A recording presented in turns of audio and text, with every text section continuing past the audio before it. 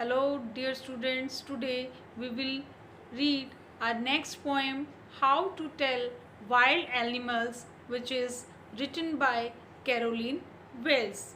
And this poem is very humorous.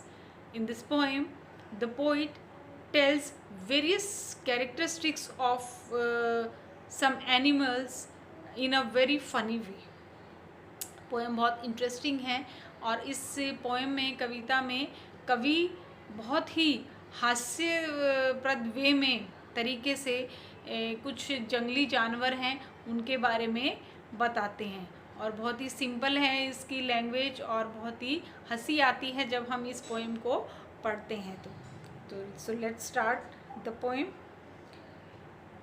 If ever you should go by chance to jungle in the east, and if there should be you advance, a large and tawny beast, if the roars at you as you are dying, you will know it is the Asian lion. Poem बहुत simple है, humerus भी है और इसमें rhyme scheme भी है. अब इस स्टेंजा में इसका जो फर्स्ट स्टेंजा है, अगर हम इसमें राइम स्कीम नोटिस करेंगे तो फर्स्ट जो लाइन है उसमें चांस, थर्ड लाइन एडवांस और सेकंड लाइन ईस्ट बीस्ट और थर्ड और fourth line dine and line. It means rhyme scheme इस स्टेंजा में क्या है? A B C. तो ये एक राइम स्कीम है इस स्टेंजा में.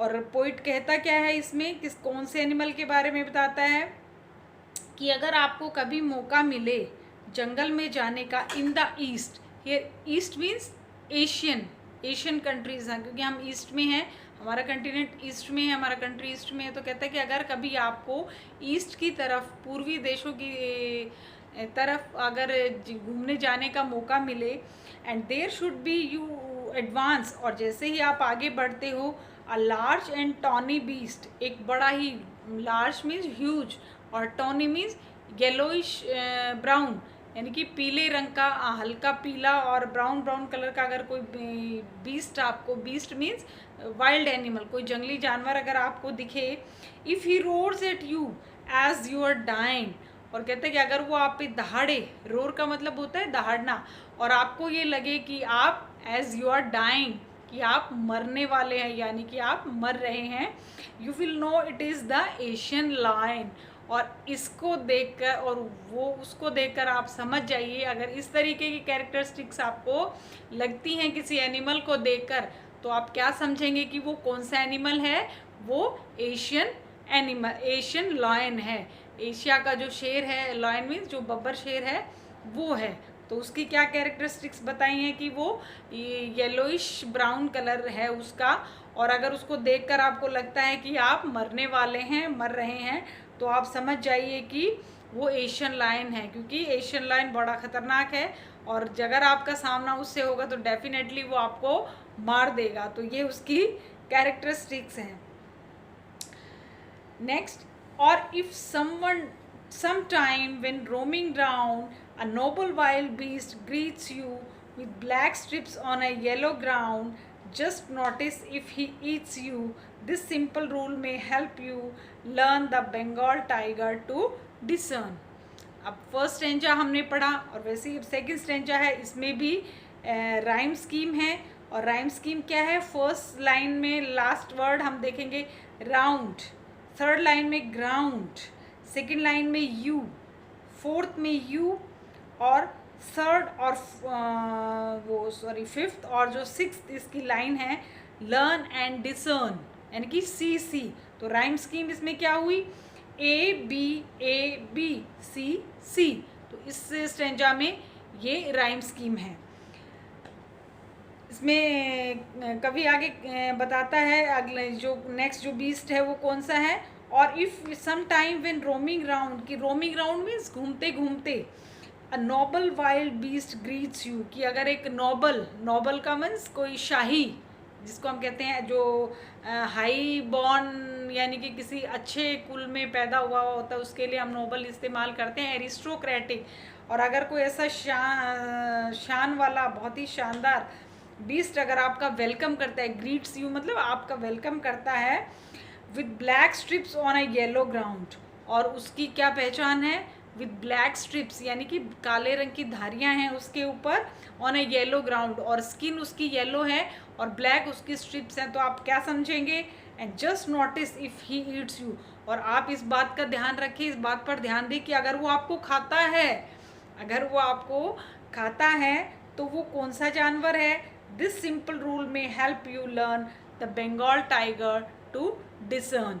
तो अगर आपको ऐसा कोई दिखाई दे, ये कैरेक्टरिस्टिक्स अगर आपको दिखाई दें, तो आप समझ जाइए कि वो वाइल्ड एनिमल कौन सा है, बंगाल टाइगर है, यानी कि बंगाल का जो टाइगर है वो है, तो उसको आप पहचान जाइए।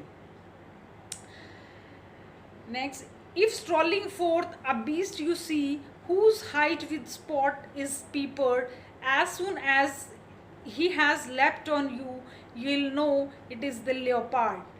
'Twill do no good to roar with pain, he'll only lap and lap again. और नेक्स्ट जो हमारा एनिमल है, तो उसके लिए पोइट क्या कहता है कि अगर आप आगे बढ़ते हैं घूमने के लिए, वो जैसे रूटीन में वॉकिंग करते हुए, आप कैजुअली वॉक करते हुए अगर आप आगे जाते हैं और एक बीस्ट आपको, बीस्ट यू व्यू, आप अगर किसी ऐसे जानवर को देखते हैं, whose hide with spots is peppered, और जिसके ऊपर, जिसकी स्किन पर, hide means skin of that animal, कि उसकी जो स्किन है उसके ऊपर स्पॉट बने हुए हैं ब्लैक कलर के, whose hide with spots is peppered, pepper का मतलब होता है स्पॉट, स्पॉट से अगर उसकी स्किन भरी हुई है, as soon and he has lapped on you, lapped means झपटना, और अगर आपके ऊपर वो तुरंत जंप करता है, झपटता है, will do know, you will know it is the leopard, और आप समझ जाएंगे कि ये कौन सा बीस्ट है, ये एक लियोपार्ड है। It will no good to roar with pain, और चिल्लाने का कोई फ़ायदा भी नहीं है, अगर वो आप पे झपटता है और आप बचाव के लिए चिल्लाते हैं तो उसके लिए कोई फ़ायदा है नहीं है। No good to roar with pain, और आपको दर्द होता है तो चिल्लाने का कोई फ़ायदा नहीं है। ही लैप एंड लैप अगेन, और वो बार बार आपके ऊपर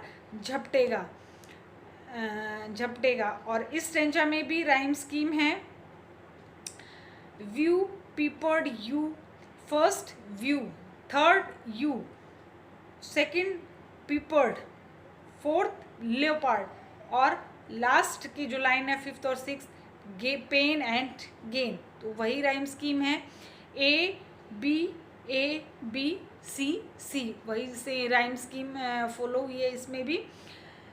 If when you are walking round your yard you meet a creature there who hugs you very hard, be sure it is a bear। और पोइट कहता है नेक्स्ट जो एनिमल है उसके बारे में कि अगर आप अपने यार्ड में घूम रहे, अपने आंगन में घूम रहे हैं और एक क्रीचर आपको दिखता है, एक एनिमल आपको दिखता है जो आपको हग करता है, बार बहुत ही टाइटली आपको हग करता है, तो समझ जाइए कि ये कौन सा जानवर है, ये बियर है, ये भालू है। If you have any doubts, और फिर भी अगर आपको संदेह है, शक है, I guess he will give you just one more caress. Caress का मतलब एक टच करना, एक बहुत जेंटली टच करना, कहते, और अगर फिर भी अगर आपको डाउट है तो वो फिर आपको एकदम से तुरंत फिर से आपको बहुत ही जेंटली टच करेगा। वही राइम स्कीम है इसमें भी, A B C. Next, though to distinguish beast of prey, a novice might known plus the crocodile you always may tell from the hyena, thus hyenas come with merry smiles, but if they weep they are crocodiles। इसमें poet क्या कहता है कि अगर इसमें कोई novice है, novice का मतलब जो नया है, नो सीख है जिसको हम कह सकते हैं, अगर एनिमल्स को पहचानने में यानी कि डिस्टिंग्विश करने में, अंतर करने में कि कौन सा एनिमल, अगर कोई नया इंसान है तो उसके लिए थोड़ा सा वो होगा, मुश्किल होगा उसके लिए, वो थोड़ा कंफ्यूज हो जाएगा। नोन प्लस का मतलब might nonplus means confusion होगा उसके लिए। The crocodile you always may tell from the hyena thus, और कहते हैं कि जो क्रोकोडाइल होता है वो उसको पता नहीं चलेगा कि वो मतलब कि दो एनिमल्स भी डिफ्रेंशिएट नहीं कर पाएगा अगर कोई नौसिखिया इंसान है तो। और वो कहेगा, वो एक अगर हेना क्या होता है, लकड़बग्गा जिसको हम बोलते हैं, वो क्या बताएगा, वो नौसिखिया, टेल फ्रॉम हेना दस हेनास कम विद मैरी स्माइल्स, कि हेना है, क्रोकोडाइल को देखकर कहेगा कि ये हेना है, लेकिन वो क्रोकोडाइल होता है, क्योंकि हेना जो है वो हमेशा अच्छी स्माइल देता है, हंसता है, but if they weep they are crocodiles. और कहता है कि अगर प्रे को देखकर हेना तो हंसता है, और क्रोकोडाइल जब अपने प्रे यानी कि अपने शिकार को खाता है तो वो रोता है। The true chameleon is small, a lizard sort of thing. He has not any ears at all and not a single wing. If there is nothing on the tree, it is the chameleon you see.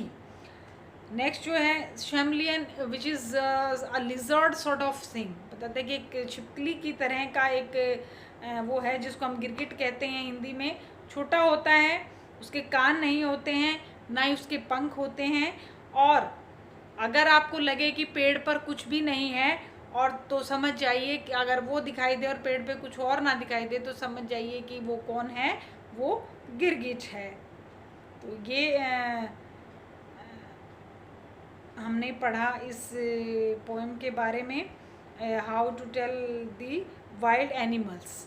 ठीक है, इसमें बहुत ही humerus तरीके से wild animals के बारे में बताया गया है, और आई होप आप सबको ये पोएम बहुत अच्छी लगी होगी, बहुत ही ईजी भी है। That's all about this poem, how to tell wild animals.